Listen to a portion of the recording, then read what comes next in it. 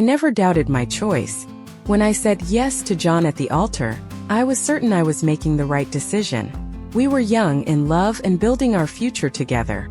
I could have been a successful lawyer. I had offers from top law firms in New York, but John convinced me that our future was more important. "Sarah, you know I can't do this without you," he would say, pressing a kiss to my forehead whenever I hesitated. He dreamed of having his own business. Our business, as he called it.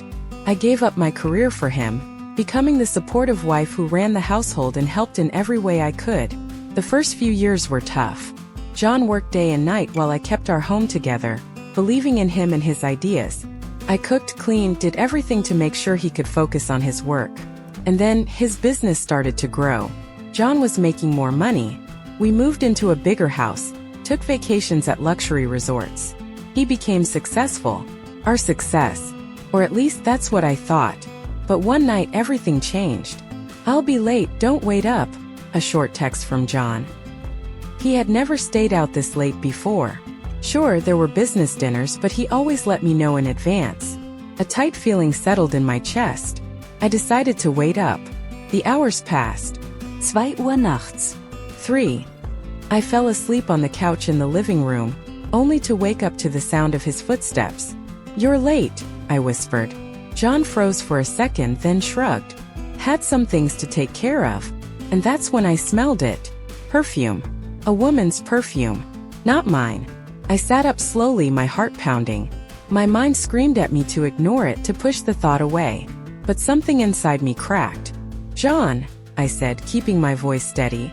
"Where were you?" He walked to the kitchen, pouring himself a glass of water. "Out with a client," he said, not looking at me. Lies. The scent was strong, clinging to his clothes. My stomach twisted as I imagined him with another woman. Laughing. Touching. Kissing. "Which client?" I pressed. He turned, irritation flashing in his eyes.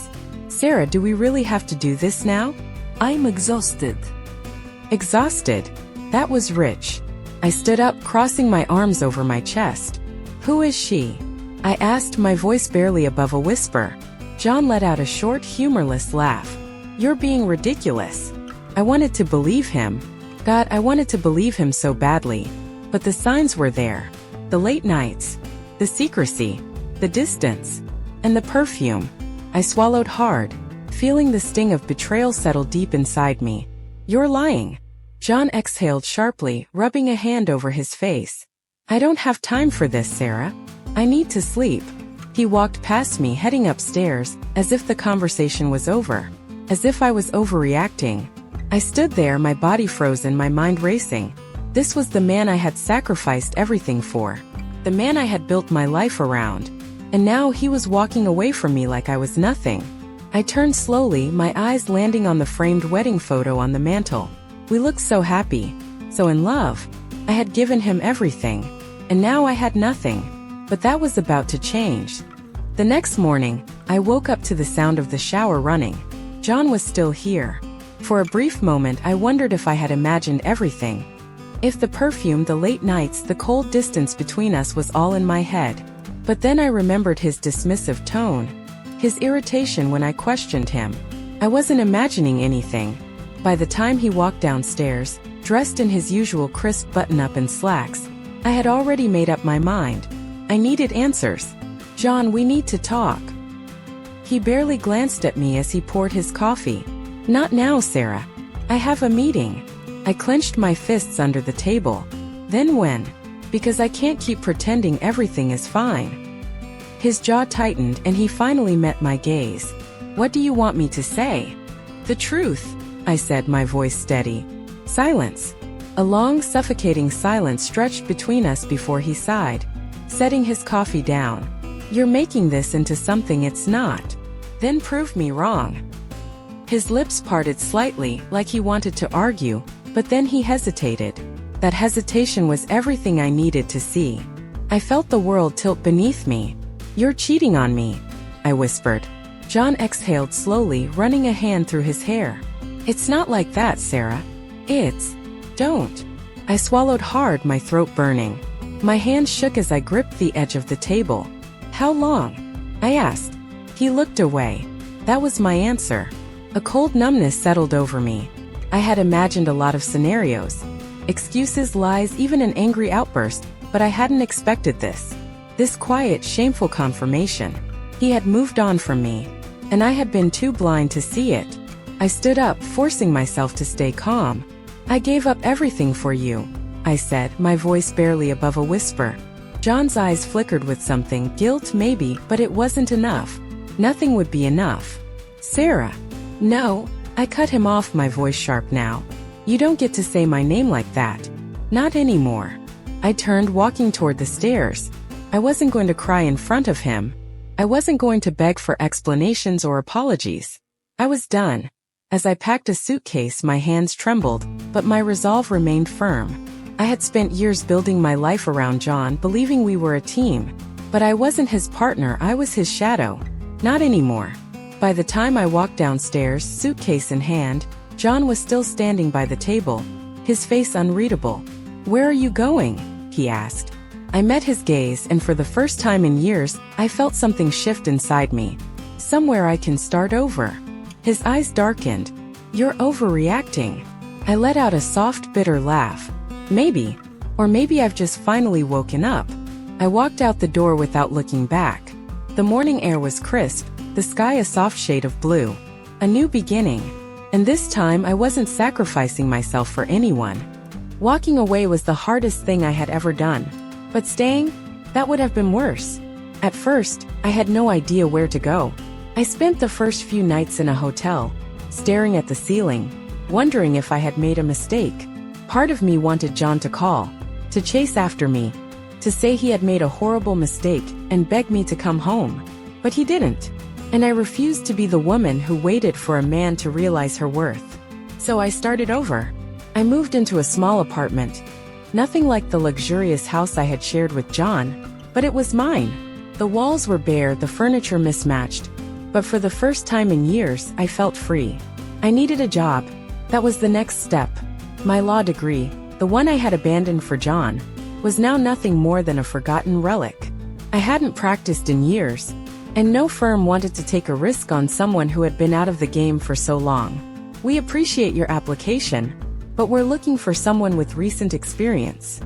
Translation: we don't hire women who threw away their careers for their husbands. Fine. If no one would give me an opportunity, I'd make my own.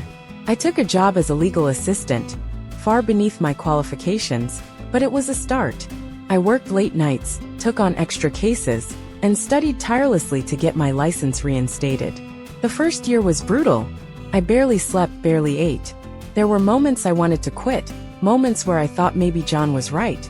Maybe I was overreacting. But then I'd remember the perfume, the hesitation in his voice, the way he had looked at me like I was disposable. That thought fueled me. Within 2 years, I had moved up from assistant to junior attorney. Within 5, I had my own firm. I built something from nothing, without John, without anyone. And then one day fate came knocking. I was sitting in my office, reviewing a case, when my assistant poked her head in. "Sarah, there's someone here to see you." I barely glanced up. "Do they have an appointment?" "No, but I think you'll want to see him."